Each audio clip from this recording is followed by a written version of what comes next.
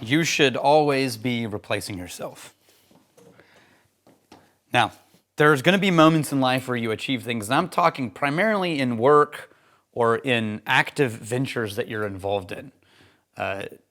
You're going to achieve a raise or level of prestige or a title or a position. And it is my personal belief that after you take a moment to celebrate, ooh, that's a hefty cork. After you take a moment to celebrate, your next most important thing is figuring out how to replace yourself. And I mean, that's a personal thing. I take it very far. I learned it way back in the day in bands and musicians. And then when I was involved at some level in like church leadership stuff before I sort of left that, it was just a firm, you should always be replacing yourself. There's a couple of reasons that I think this is valuable. One, if you're doing something important and something that matters, then the survival and health of the thing that you're involved in is important. And if you're a gatekeeper for a position or a thing and you get hit by a truck and the possibility of you not being there means this thing that matters and is important crashes and burns, that's a huge problem. So number one, you should be training to replace yourself because you're not, immortal. But, and by the way, if you are in a position in a company and everything dies the moment you're not looking at it and touching it, you don't actually have a functioning company. You have a micromanaging hellhole. And it's either going to burn you out or burn you out and everybody who works with you out.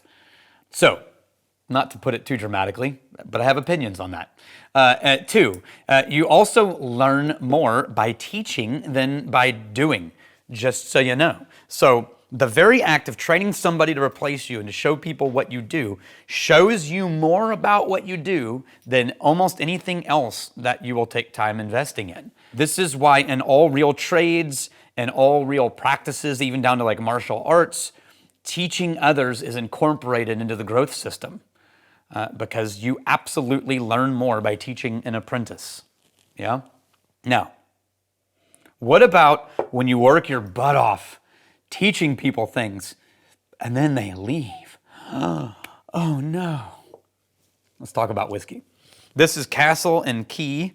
This is a distillery. I kind of love this story because it sounds like something I would have loved to have done and maybe someday will do.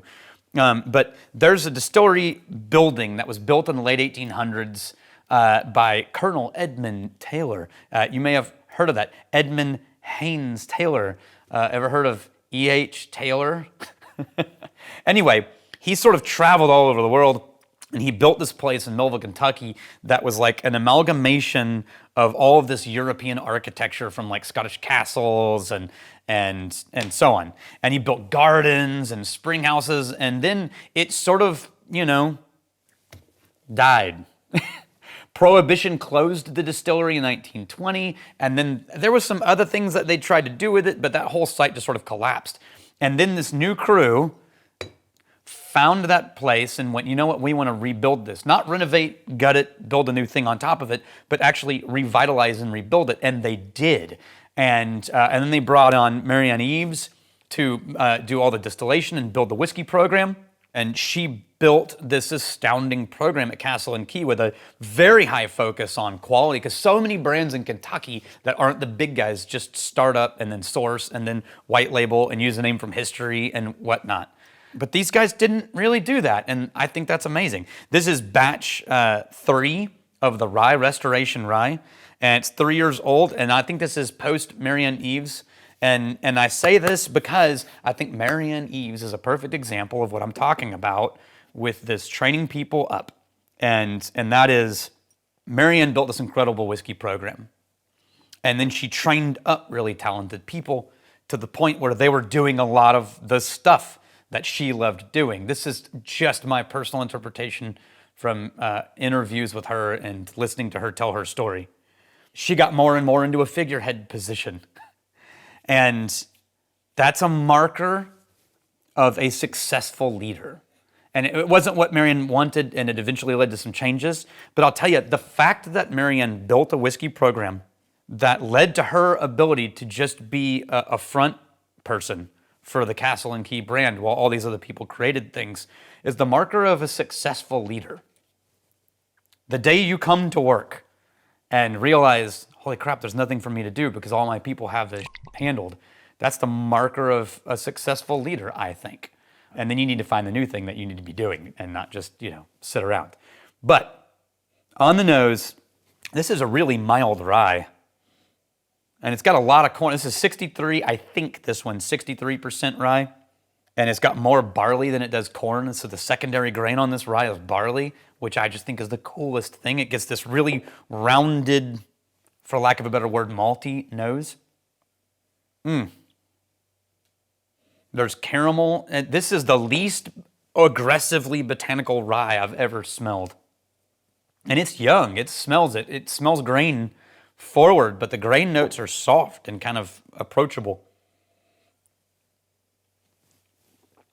Oh, that's nice. It still tastes like the finish sort of stops before I'm ready for it to stop. Like I'm looking for a little more, and it just goes, whoop, nope, we're done.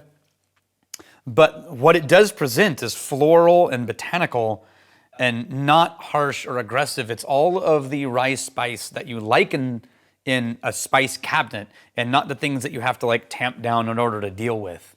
Like when the licorice note and the eucalyptus note in rye get too high, I'm out. And neither of those are dominating this. This is a soft, sort of buttery. I just want it to go longer, which is a great sign. I think that like this is headed a great direction. I can't wait to see what they do next.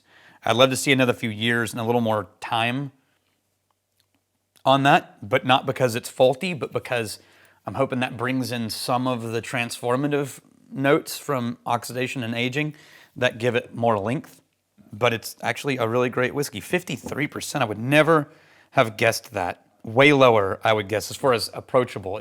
There's no ethanol burn. I'm happy with it. I like the bottle a lot. Okay, so when you're hiring people and you find talented people and you're training them, the first question is, well, how do you protect yourself? How do you make sure that like all of your investment pays off? And the answer is tough shit. It's a fragile world. We don't get to make that call. When someone works with me, one of my first things that I try to do is say like, look, you're not going to be here forever. I don't know how old you are, but you're not going to die in this role. This isn't that era. It used to be there was a world where at 18 you got a job and then at 60 you retired with your, watch and pen. This is not that world anymore. And so you're not going to be here, I'm assuming, forever. I would love for you to be here long enough. But what I want to know is, who are you? What do you actually care about? What are you trying to accomplish? And is there any way that we can help grow you in that direction here? Because if you're trying to build the skill set to launch into this new thing you want, and I can help build and train you here, one, I'll buy more time because you'll stick around longer while you develop the skill sets. So when you show up into that new world, you already have it together. But also, I'm the boss. I'm in charge of titles, which means if you need to put out your resume with a badass title on it, I can do that because I get to make up titles. You want to be Tower Lord? You can be Tower Lord here. I don't care. And so I sort of have an understanding with everybody that I work with that like we're building you to something.